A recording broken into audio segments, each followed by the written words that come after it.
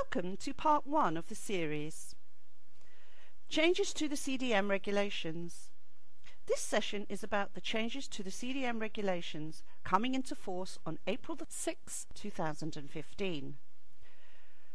As many of you know, there are some more explicit implications for the clients in the new regulations, and there is obviously the removal of the CDMC.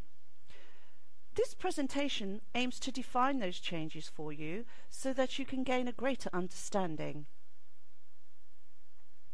The first change is the legal obligation for all duty holders to provide information, instruction, training and supervision, which replaces the duty to assess competence.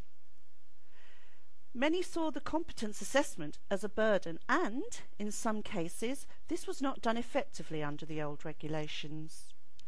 In addition, the regulations state that the construction phase coordination duties still remain with the principal contractor. We firmly believe this is the best strategy, as the contractor has a wealth of knowledge and expertise in this area. Then we have the replacement of the CDM coordinator, the old CDMC, with the new role of principal designer, who is responsible for health and safety throughout the design phase of the project. Many architects and designers will see this as a huge issue, but with the right training and support, and insurances in place, we believe many will be excellent principal designers.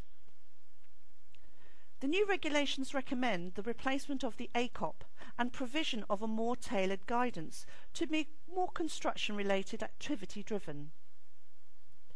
The biggest change is the creation of the client duties for domestic projects, which can be transferred to the principal designer and/or the principal contractor with a written agreement. This is by far the biggest change because CDM 2007 didn't cover domestic works at all. Furthermore, the client now must ensure that the principal contractor complies with all their duties. This means good communication and pre-project discussions. This needs to be formally managed to be effective. A client will also be responsible for notifying the HSE of a project. We assume that this will be an amended F10 notification.